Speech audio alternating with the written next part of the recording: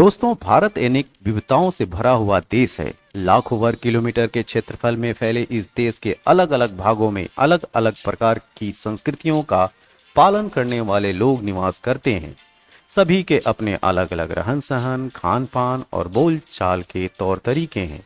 कुछ समुदाय अथवा जनजाति के लोग जिन तीज त्योहारों को हर्षोल्लास के साथ मनाते हैं, वहीं कुछ जनजाति के लोग उन त्योहारों के बारे में बिल्कुल ही अनजान रहते हैं। कुछ ऐसे भी उदाहरण मिले हैं जहां एक क्षेत्र में किसी तीज त्योहार को लोग हर्षोल्लास के साथ मना रहे हैं, तो वहीं इसी देश के किसी दूसरे भाग में उसी तीज त्योहार के दिन लोग शोक मना रहे हैं। आइए इसी उदाहरण को चरितार्थ करने वाली देश की एक जनजाति के बारे में हम विस्तृत से चर्चा करते हैं, जो दीपावली के दिन को शोक के रूप में मनाते हैं। जी हाँ, जान के आश्चर्य हो रहा होगा, दीपावली के दिन को शोक के रूप में मनाने वाली जनजाति, देखिए वो जनजाति है थारू जनजाति। ठीक, आप यहाँ पे देख सकते हैं, ये थारू जनजाति के लोग हैं। थारू जनजाति आखिर क्यों दीपावली को शोक के रूप में मनाती है, उसको हम जानेंगे। अब पहले हम बात करेंगे कि थारू जनजाति वो रहती कहाँ पे है। ठीक है, आखिर इसका निवास स्थान कहाँ पे है। तो थारू जनजाति भारत की एक प्रमुख जनजाति समूह है। इस जनजाति के लोग भारत सहित नेपाल में मुख्यतः निवास करते हैं। तो आइए इस जनजाति से जुड़े कुछ महत्वपूर्ण तथ्य जानने की कोशिश करते हैं। थारू जनजाति के लोगों का संबंध मुख्यतः भारत और नेपाल देश से है। इस जनजाति के लोग सामान्यतः भारत और नेपाल के तराई भागों में निवास करते हैं। पश्चिम में भारत और नेपाल सीमा से लगे उत्तराखंड से लेकर पूर्व में बिहार तक के तराई भागों में थारू जनजाति मिल जाती हैं। अब हम बात करेंगे कि थारू जनजाति का नाम थारू पड़ा तो कैसे पड़ा। थारू जनजाति को यह नाम कैसे मिला, यह भी एक चर्चा का विषय है। इस परिप्रेक्ष्य में कई मत विद्यमान हैं। एक मत के अनुसार यह नाम स्थावीर शब्द से उत्पन्न हुआ है। यह नाम स्थावीर शब्द से उत्पन्न हुआ है और स्थावीर भगवान बुद्ध के उपासक थे, जो थेरावाद, ध्यान दीजिएगा, थेरावाद बौद्ध धर्म का अनुपालन करते थे। तो थेरावाद से ये थारू हो गए। एक दूसरा मत ये है कि थारू जनजाति का नाम राजस्थान के थार रेगिस्तान पर पड़ा था, क्योंकि थारू जनजाति के लोग राजस्थान के राजपूतों के वंशज हैं।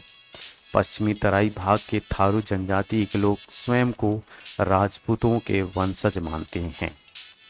अब हम बात करेंगे कि थारू जनजाति की धार्मिक आस्था क्या है। तो ध्यान दीजिएगा, थारू जनजाति के लोग ये हिंदू धर्म में ही विश्वास रखते थे, लेकिन बौद्ध धर्म के प्रचार प्रसार बढ़ने से भारी संख्या में थारू जनजाति के लोगों ने बौद्ध धर्म को स्वीकार कर लिया था। हालांकि अभी भी थारू जनजाति के लोग हिंदू धर्म में विश्वास रखते हैं और इसके नीति नियमों का पालन करते हैं। अब हम बात करेंगे कि दिवाली के दिन आखिर ये शोक के रूप में क्यों मनाते हैं।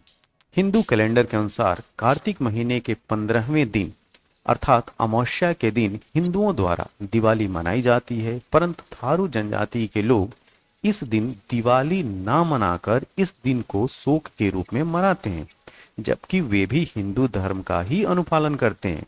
दरअसल अपने परंपरा के अनुसार इस दिन वे अपने पूर्वजों को याद करते हैं और उनकी याद में इस दिन शोक मनाते हैं तथा इसे वे दिवाली के नाम से भी पुकारते हैं। इस दिन वे अपने वैसे पूर्वजों को याद करते हैं जिनकी दिवाली के कुछ दिन या कुछ महीने पहले ही मृत्यु ही होती है।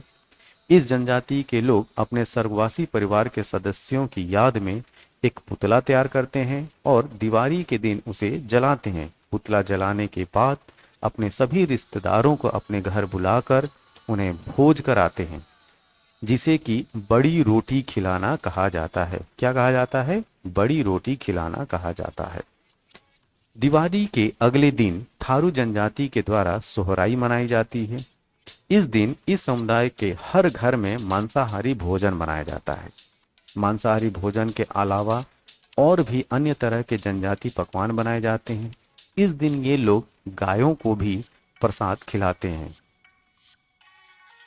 वैसे तो परंपरागत रूप से थारू जनजाति के लोग दिवाली नहीं मनाते हैं, परंतु थारू जनजाति की युवा पीढ़ी धीरे धीरे सामाजिक मेलजोल के कारण दिवाली त्योहार के प्रति आकर्षित हो रही है। धीरे धीरे अब इस जनजाति के लोग भी दिवाली मनाना शुरू कर रहे हैं, लेकिन वह अभी भी अपने पुरातन रीति रिवाज का पालन करना नहीं त्यागे हैं। चूंकि हम जानते हैं कि भारत वह देश है जिसमें विविधताएं जो हैं हर हर कदम पे आपको देखने को मिलेगी। इसी वजह से भारत के लिए जो शब्द है वह यह है कि a country reflecting unity in diversity. यह हमारे भारत देश की खासियत है। इसी के साथ हैप्पी दिवाली। थैंक यू, धन्यवाद।